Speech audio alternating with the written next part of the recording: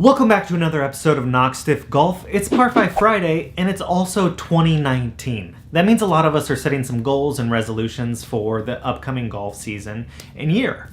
But that also means that a lot of us are going to wake up a year from now having not completed probably hardly any of them. So we're going to talk about how to fix that. Let's get to it.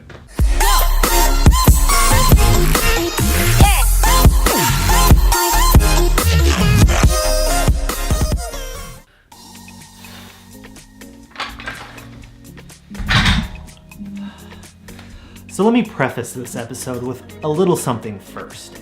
What we're about to talk about is not going to work for everybody. It's just something that seems to have worked for me, and it's kind of like a good example would be there's field players in golf and there's analytical players. So what's going to work for one player isn't going to work for everybody. So you just have to remember that when we get talking about goals, some of us respond better to very specific goals, and actually there's tons of studies about how people shouldn't make goals. So I can't necessarily guarantee success if you follow this route, but what I can guarantee is that with some self-experimentation and some trial and error, over time you're gonna find a way that's gonna work for you to put goals down and to accomplish them. Let's get to learning more about this method. So in 1981, George T. Doran kind of coined the term S.M.A.R.T. It's an acronym for S.M.A.R.T. That's where the Par 5 Friday comes from, is these 5 things that we're gonna go over. So each one of them stands for a different word. So we have S is specific, M is for measurable, A is for achievable, R is for relevant, and T is for time bound. So we're gonna go through each one of those and kind of give some examples of each. So let's do this.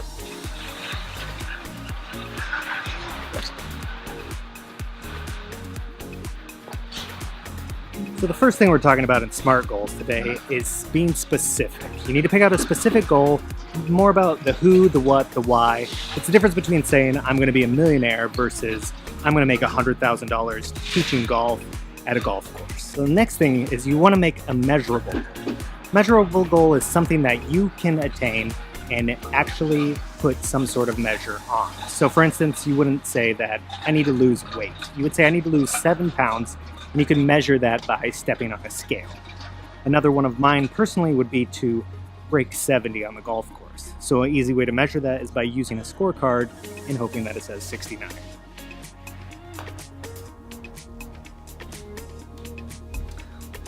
So the next thing we need to talk about is achievable. So achievable goals is something that you need to take into account is a lot of people have very unrealistic goals, which is okay. You need to have those goals where they're kind of beyond reach. But you also need to think about what are the actual goals that you're trying to achieve. Now, I'm right now right around a 5 handicap. Now, I want to get down to scratch. Everybody does. Now, realistically, can I get to a 5 to a 0 in one season? I would say yes. I don't believe you. But there are also some constraints that I'm facing. I have a full-time job. I like to make content on YouTube here. I have a family I enjoy spending time with. So there's other things that come into play that you don't usually account for, which kind of take a time away from practice and committing to the game that is necessary to get down to scratch. You need to take into account all the different variables that could stop you from your goal to make sure it still is achievable. That brings us to the next one, relevant. Now, scratch golf. How many people actually want to get to scratch? Now, there's a large number of golfers that simply just enjoy the game for what it is. They don't have any goals to get much better, and they certainly don't have goals to get to that upper level of scratch or better. And that's completely fine. Each of these goals is different for everybody. So you need to make sure that goals are relevant to you. We're not gonna put a 70-year-old man that is just getting out there and enjoying 9 holes every day and try to give him a goal of getting on the senior PGA Tour when he really probably doesn't have any interest in that.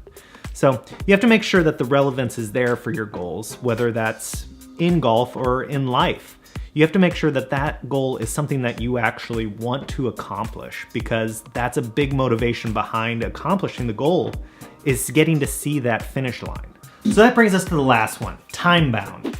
Every goal that you make needs to have some sort of time set to it for completion, when you're starting, etc. So For instance, I want to break par this year, as I've mentioned earlier, so I have a time frame that I have until basically October or November when my golf season ends here in Alaska to reach this goal. If I don't reach it by a specific date that I need to determine, whether that's gonna be November 1st, then I will have not accomplished it. So each one needs to have a very specific time frame that you're gonna accomplish your goal in. And it doesn't have to be 1 year, it could be a bigger time frame. Some goals that are gonna be bigger will require a longer time frame. For instance, if you're a 25 handicap, it's gonna take you more than one season to get to scratch. So when you know that time frame, then you're able to break it down into pieces to hypothetically give you a better chance of success when you can break it out into smaller chunks. All right, so now that we have our SMART goals kind of in our head, what we're gonna do, the most important thing that we need to do is we need to write them down. And I'm not saying that you can't write them down in an app or on your phone or even in your computer, but what I've always found that has helped me, and I think there's a lot of evidence that writing them out actually helps, is to get a pen and write each one out and then post it somewhere where you have to see it every day. What I'm gonna do is I'm gonna hop on here real quick and make a Google Doc just saying 2019 goals and print it out, and then we're gonna go through it together and write down what I wanna make happen this year. So I just finished up on Google Docs making just this basic template with 5 lines that I'm gonna write down some goals on. So next I need to do is I need to print this off. All right, let's go get it.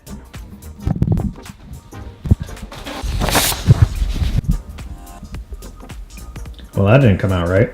All right, so new goal, don't run out of printer ink when you have to print something to write your goals down. So we're gonna go old school. I got myself a 3x5 card. We're just gonna write them out, and actually my wife will appreciate this because where I'm gonna put it, this will take up much less room, and I'll show you guys what I mean in a second. So let's get some goals written down. All right, so we're doing this old school. We're getting a 3x5 card and we're writing down some goals right here. So I'm gonna start by writing 2019 goals at the top. First goal, we're only gonna do one because I'm gonna save you guys the pleasure of watching me write out all my goals and think over them and grind over them. So let's just do one together. And one of my main goals this year is to shoot in the 60s. And by that I mean 69 is the goal. So let's see here. Okay, so then we're looking at, does it meet the criteria? So is it specific? I would say that's very specific. Now, is it measurable? It's measurable because it's a number that you reach by filling out a scorecard correctly. It meets that criteria of measurable. Is it achievable? Yes, it is achievable. I've shot in the low 70s several times, and it seems to be happening more and more each year. So I basically just need to commit a little bit more to putting, and I think that number is very reachable. Now, is it relevant? Yes, I do want to be a scratch player one day, and shooting under par is what's required for that. So this is a very relevant goal for me. Now, time-based. I didn't add a time to this yet, so we need to narrow this down a little bit more. I want to shoot a 69 in a round of golf. So that gives me 1 year to do this. And I'll roughly be playing around probably 60 to 70 rounds this summer, fingers crossed. So this is reaches all the criteria that I need to go through for it to be a SMART goal. And now I just need to fill out a few more. So here I am in my bathroom, and this is where I'm going to put my goals so that every day when I wake up and I walk in here to brush my teeth, take a shower, shave, whatever I gotta do, I have to see this. So I need to put this 3x5 card that I filled out, and I need to put it where in eye view every day. So as you can see, I put my goals right up on my bathroom mirror. This is gonna force me to have to look at these every single day and kind of take account of where I'm at in accomplishing these goals. So these are just some personal things to me. I've written them out by hand, so I'm gonna know these by heart, and especially when I see them every day. And I'm gonna put these online so people can see them and kind of hold me accountable to them, because they're nothing too big, they're nothing too crazy, but they're things that I think I can accomplish this year. And it's gonna take some hard work, but that's the whole point is, I'm not trying to be on the PGA Tour. I'm trying to better myself in a lot of different ways, and I hope that you guys can follow me on that journey, and I want to see what your guys' goals are too. So that brings us to the next part. So now that we've been through our entire S.M.A.R.T goals, we've got our goals written out, we're ready to post them where we're gonna see them every day. We're ready to kind of attack our game plan. And this is kind of the part where it comes down to self-discipline. We can have as much motivation as we want to have at the beginning of the year when we first set out, but it's the self-discipline that we keep doing every day when we don't want to do this stuff that's going to keep us going through the year. I can use the perfect example that everybody already knows is that the gyms are completely booked for the first month of the new year, of everybody trying to get back into shape, but how many of those people are there 6 months later? It's a very small percentage. So that's where you need to rely on yourself and practicing self-discipline instead of the motivation to kind of carry you through and accomplish these goals. That's why very few of us will actually do anything different in a year, is because we're relying solely on being motivated, and that fades. Let's work on using some self-discipline and get these goals accomplished.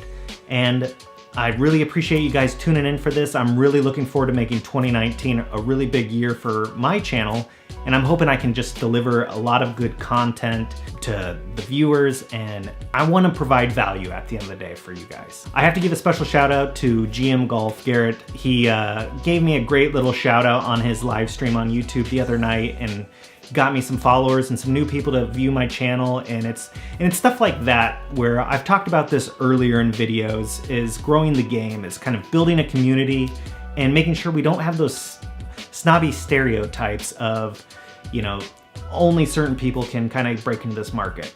I really don't have a lot of business in the golf community, living in Alaska, playing golf a few months of the year, but I love the game just as much as anybody else, and I'm able to connect with people through the magic of the internet now, and we're able to share that passion. So it's really kind of an awesome thing that we are alive for right now. So again, thanks Garrett for that shout out. It was super helpful for me, and it's nice to see that people will be willing to help other people, even smaller accounts. So I really appreciate that. And guys, as always, thank you again for tuning in to Knock Stiff Golf. If you have any questions, leave them below, like, comment, and as always, subscribe, and I look forward to seeing you guys next time. All right.